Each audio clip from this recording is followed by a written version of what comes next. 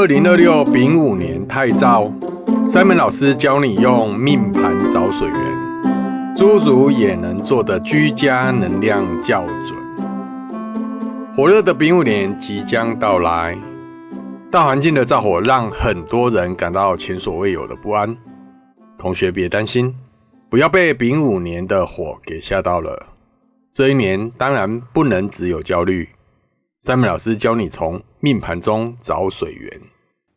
今天分享给同学们的内容，可是连诸族也都适用的心灵风水哦。看过前2集的解析，不少同学说，老师看完了之后反而更焦虑了。2026年这么的燥，除了心理准备，现实上我还能做些什么？看着这些留言，老师心里其实很欣慰。当同学们开始问我能做什么的时候，就代表你已经从被动的宿命论转向主动的造命论。今天不谈深奥的理论，老师要直接送给同学们一份丙午年的居家自救手册，教大家如何结合紫微命盘与居家环境心理学，在家里精准的找出专属于自己的活水源头。用命盘的能量降生活里的火。这集内容不论是老朋友还是新同学，都能立刻上手。请大家先准备好自己的命盘，我们马上开始。逻辑核心，为什么要紫微结合风水？传统风水学常有哪里藏风，哪里聚气的说法，通常是指大环境的范围与人的影响。但是大家有没有发现，同样的布局对有些人有效，有些人却完全没感觉？原因其实很简单，因为空间只是能量的载体，命盘才是真正的钥匙。2026年丙火燎原，如果你命盘本来就火气较重，需要的水就会跟别人不一样。我们要找出你命盘中能量最舒服的那个位置，再转化到现实生活的方位里，这叫对位转运。寻找命盘的心灵水源，我们一步一步来看。第一步，在火气旺盛的丙午年，我们要找的不是拿起来就能喝的那种水，而是用水的意象找出能让你心静下来的锚点。今年的流年福德宫在每个人的命盘中的身位，身五行属金，金是水的源头，也是水的藏身位。这个位置是你今年最重要的精神修复区，所以请观察一下命盘中的身位究竟落在哪一个宫位。如果身位在你的本命财帛宫，你的焦虑往往都是来自于对未来的不确定感，你的水源来自于清澈。在能量布局上，建议家中的西南方创造一个极简区，这里不要堆放杂物，保持绝对的干净空旷，或者放一个质感沉稳的低彩度大地色的收纳盒，里面只放着你的记账本或是理财规划。每当心烦时，整理这里就会让你降低压力。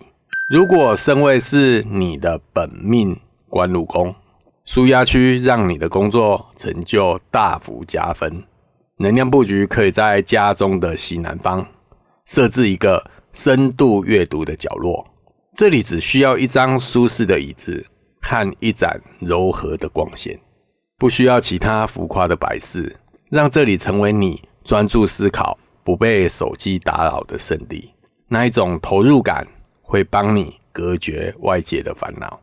如果身位是本命的迁移或是夫妻宫，你的水源来自于连结与支持。在家中的西南方可以运用柔软的元素，例如放几个大地色系或深蓝色的抱枕，也可以放一张触感很好的地毯。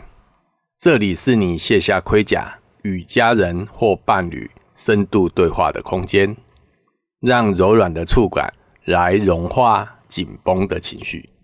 这些都是大家可以用来调整能量的好方法。这一招大家学到了吗？如果你的身位落在刚刚老师都没有讲到的宫位，也别担心，核心逻辑是一样的。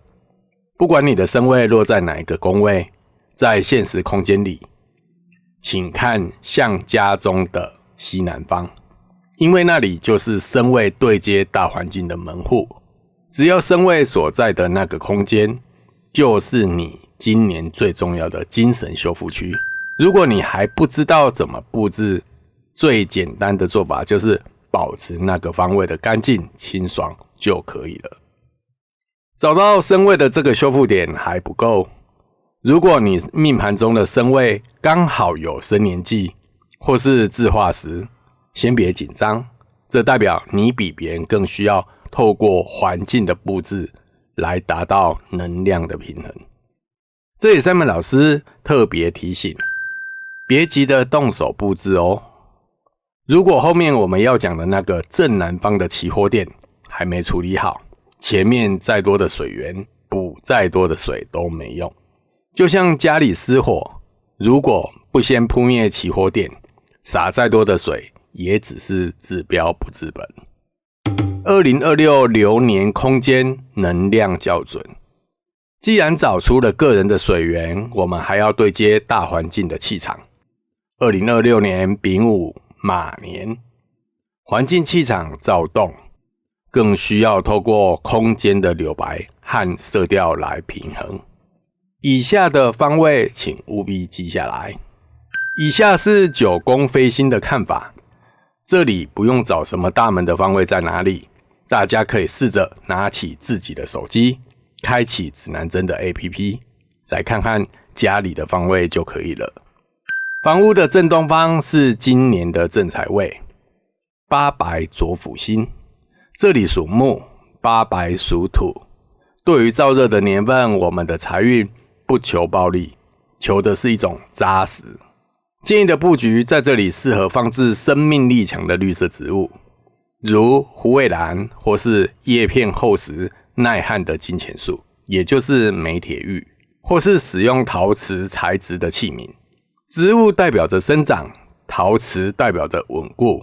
我们要利用火生土的能量，把焦躁的火气转化成守得住的财库，让你的财富能量像树根一样向深处的扎根。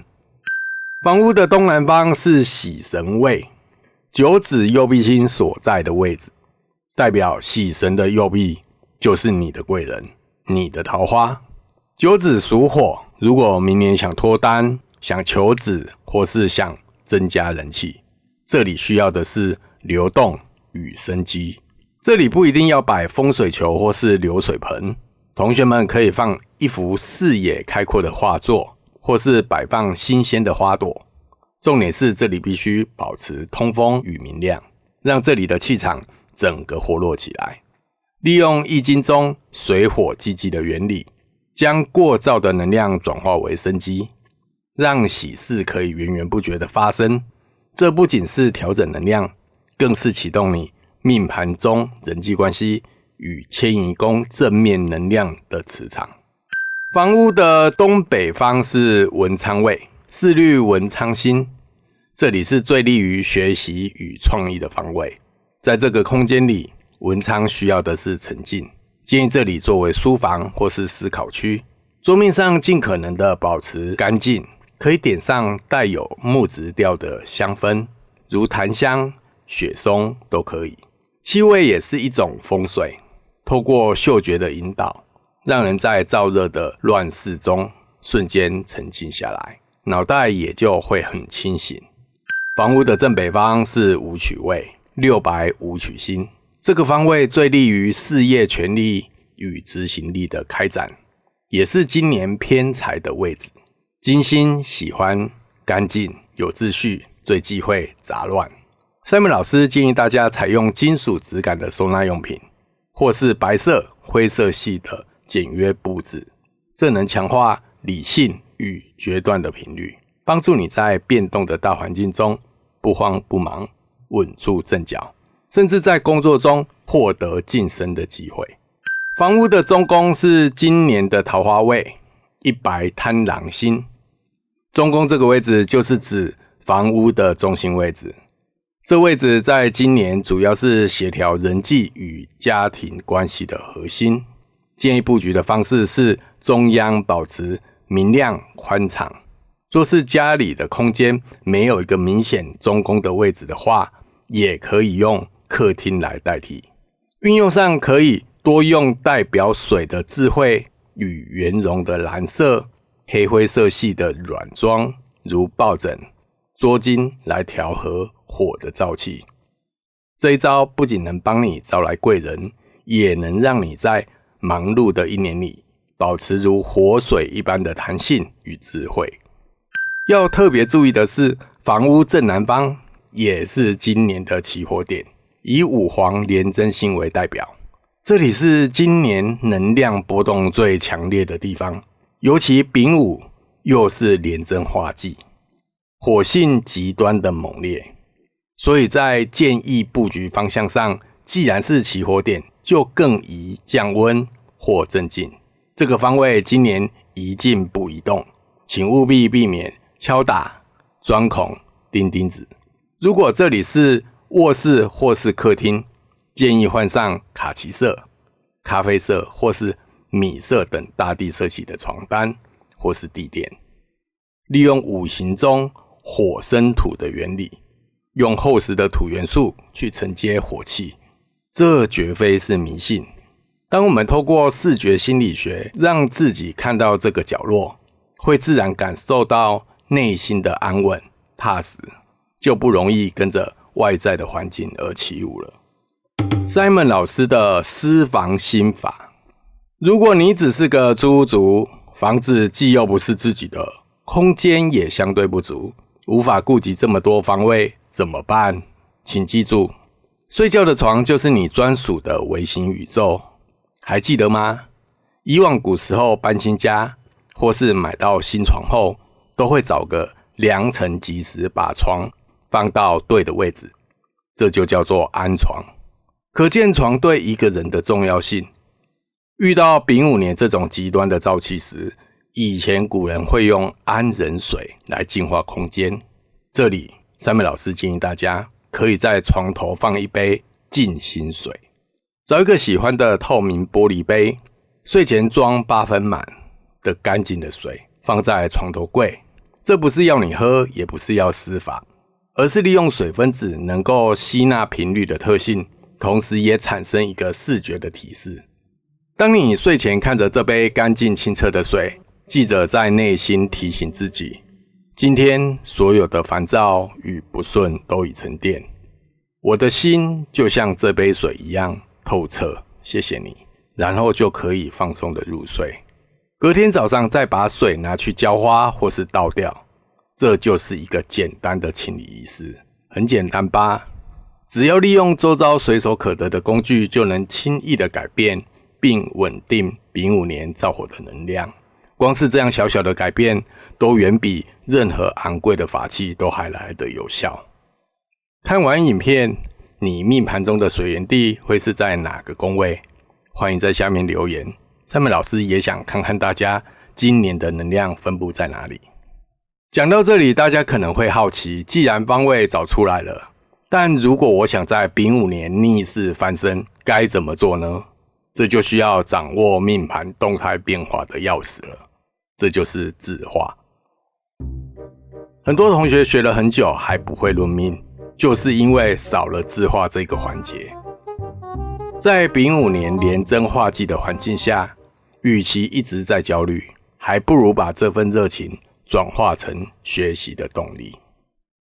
Simon老师的丙午年北派紫微斗数字画初阶班即将开课，教你如何看透能量的流动，在变动的乱局下再度的冷静下来。连结在下方的资讯栏，名额有限，把这套方法学起来，以后不管运势怎么变，同学都能自己找答案。我们课堂见。如果这支影片对你有帮助，欢迎按赞、分享、订阅以及开启小铃铛。若想支持频道，也欢迎点击超级感谢。我是 Simon 老师，命理不神秘，了解就有力。我们下集再见喽，拜拜。